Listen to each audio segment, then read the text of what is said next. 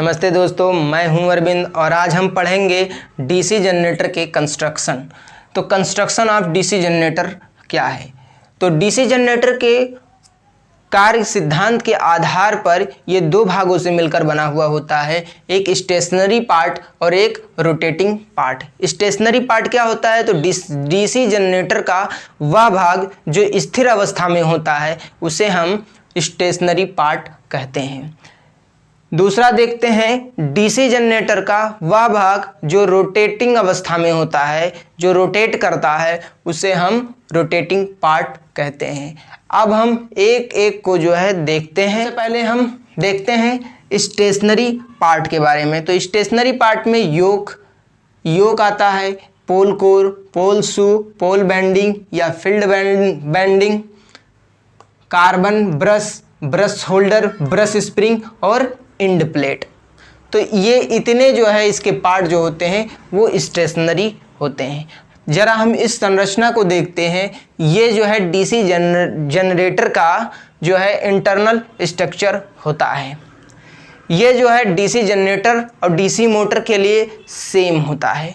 सबसे पहले आपको यहाँ पर ये जो गोल सा नुमा भाग दिखाई दे रहा है, ये जो है योक होता है। योक क्या होता है? जो डीसी मशीन होता है उसका बाहरी जो कवर होता है, लोहे का जो कवर बना हुआ होता है, उसे हम कहते हैं योक या उसे हम कहते हैं इंक्लोजर। दूसरा, ये जो आपको आयताकार स्थान बना हुआ होता दिखाई दे रहा होगा, आयताकार, ये जो है इसे हम पोल कोर कहते हैं। क्या कहते हैं? पोल कोर कहते हैं। ये आपको कर्वनुमा जो ये दिखाई दे रहा है, ये संरचना, इसको कहते हैं पोल शू कहते हैं, पोल शू कहते हैं। और बताते हैं यहाँ पर जो है कुछ बैंडिंग की गई है जिसे हम पोल बैंडिंग या फील्ड बैंडिंग के नाम से जानते हैं। इसे जो है यहाँ पर मशीन को खड़ा करने के लिए उसके जो है उसके आधार बना हुआ होता है जिसे हम फाउंडेशन कहते हैं। ऊपर जो है एक की बना होता है, बोल्ट बना हुआ होता है जिसे हम आई बोल्ट कहते हैं। ये जो आपको ये संरचना दिखाई दे रहा है, गड्ढेनुमा जो संरचना आपको दिखाई दे रहा है, इसी गड्ढेनुमा संरचना को आर्मेचर स्लॉट कहा जाता है। और यहाँ ये जो गड्ढेनुमा जो संरचना है, जिस मटेरियल पे बना है, जिस पर ये बना है, उसको हम कहते हैं आर्मेचर कोर। और आर्मेचर कंडक्टर कहाँ पर है? ये जो गड्ढे में जो आपको गोल गोल सा जो दिखाई दे रहा है, ये आर्मेचर कंडक्टर है। ये सुपर इनामेल्ड कॉपर वायर का बना हुआ होता है। यहाँ पर हमने ये सब जान गए।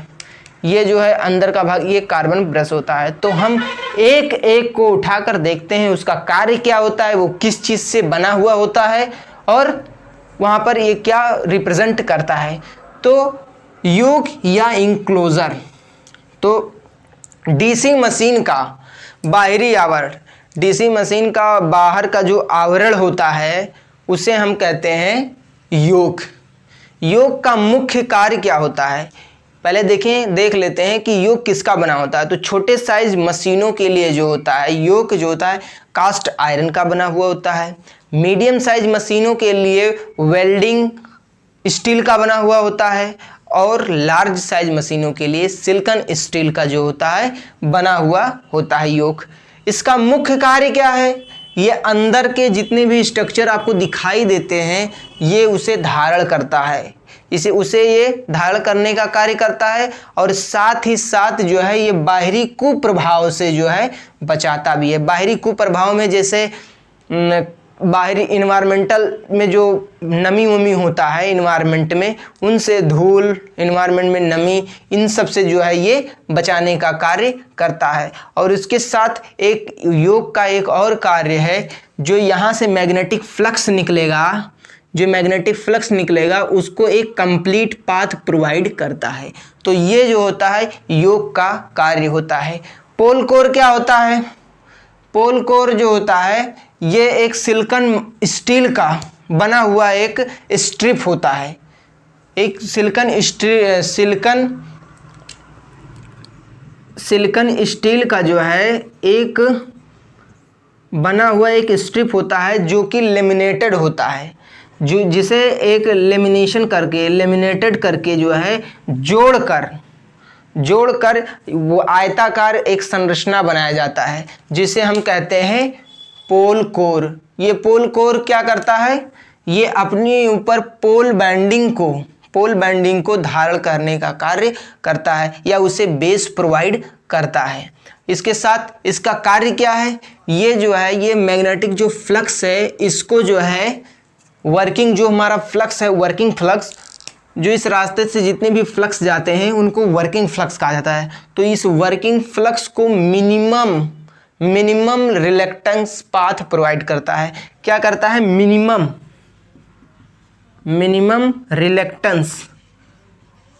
रिलक्टेंस पाथ प्रोवाइड करता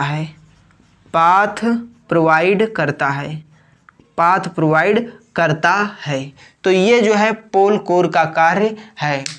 पोल शू क्या है, तो पोल शू भी सिलिकॉन स्टील का बना हुआ एक संरचना होता है जो कि अंदर से जो है एक खोखला होता है, जो अंदर से खोखला होता है और बाहर से जो है उसके फेस जो होता है उसका वो कर्वनुमा उसकी संरचना होती है। इसका मेन कार्य क्या होता है, ये जो वर्किंग फ्लक्स को जो है वो जो है कोर पर आर्मेचर पर फैलाने का कार्य करता है। इसे कहते हैं पोल शू। पोल बैंडिंग और फील्ड बैंडिंग क्या है, जिसे हम पोल बैंडिंग या फील्ड बैंडिंग कहते हैं। ये जो होता है ये सुपर इनामेल्ड कॉपर वायर का बना हुआ एक कॉपर होता है जिस पर ये बैंडिंग की जाती है। ये बैंडिंग पोल कोर पे किया जाता है और इसको डीसी सप्लाई से कनेक्ट किया जाता है। डीसी सप्लाई इसे दिया जाता है ताकि ये जब इसको डीसी सप्लाई से कनेक्ट किया जाता है तो ये पोल कोर को जो है मैग्नेटाइज करने का कार्य करता है। तो इसका हमने देख लिया कार्य क्या है। कार्बन ब्रश क्या होता है, तो जो भी ये डीसी जनरेटर में एनर्जी बनेगा, इलेक्ट्रिकल करंट बनेगा, उस इलेक्ट्रिकल करंट को कलेक्ट करने के लिए जो है कार्बन ब्रश का यूज किया जाता है। यहाँ पर कार्बन ब्रश के जो है निम्नलिखित लाभ होते हैं, जैसे कि कार्बन ब्रश जो होता है वो बहुत ही ज़्यादा उसकी उपलब्धता है और वो आसानी से मिल जाता है और इसकी कीमत भी कम होती है।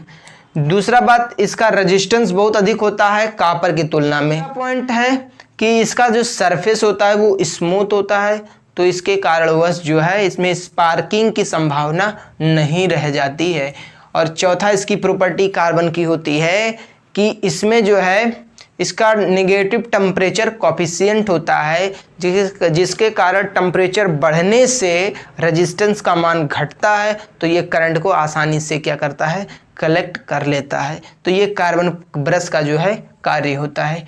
ब्रश होल्डर क्या होता है, तो ये कार्बन ब्रश जिसके अंदर होता है उसका एक कवर का होता है, तो उसे ब्रश होल्डर कहते हैं, वो उसमें फिट होता है। और ये स्प्रिंग ये ब्रश होल्डर में ही लगा होता है और उसके प्रेशर के ज़रिए जो है कार्बन ब्रश को जो है कम्यूटेटर पर दबा के रखता है, ताकि अगर कहीं बीच में कोई रिक्त स्थान ना रहे, नहीं तो वह स्पार्किंग का कारण बनेगा। इंड प्लेट क्या होता है, इंड प्लेट जो होता है ये संरचना साइड भी उसका दिख रहा है, इसको ढकने के लिए, इसको कसने के लिए एक ऐसा गोल सा एक संरचना बना हुआ होता है, स्टील का एक संरचना ऐसे बना होता है। तो यहाँ पर ऐसे संरचना होता है और यहाँ पर जो है नट बोल्ट के लिए जो है छिद्र बने हुए होते हैं, नट बोल्ट के लिए ऐसे छिद्र बने होते हैं और बीच में शाफ्ट के लिए जो है छिद्र बना हुआ होता है। और इसे लाकर ऐसे दोनों तरफ, एक साइड इससे और दूसरी साइड करके नट बोल्ट से कस देते हैं। तो ये इसका होता है, ये एंड प्लेट होता है। तो ये हमने जाना कि ये स्टेशनरी पार्ट क्या होता है डीसी जनरेटर का। अब हम देखेंगे डीसी जनरेटर का रोटेटिंग पार्ट। तो रोटेटिंग पार्ट के बारे में हम चर्चा करते हैं। तो इसको मिटा देते हैं और देखते हैं रोटेटिंग पार्ट के बारे में। तो रोटेटिंग पार्ट में सबसे पहले बात करेंगे हम आर्मेचर स्लॉट के बारे में। रोटेटिंग पार्ट में आर्मेचर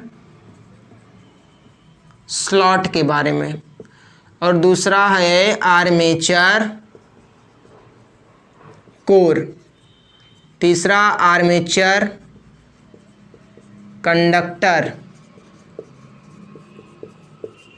और चौथा जो है कम्यूटेटर, कम्यूटेटर। पांचवा है शाफ्ट, शाफ्ट।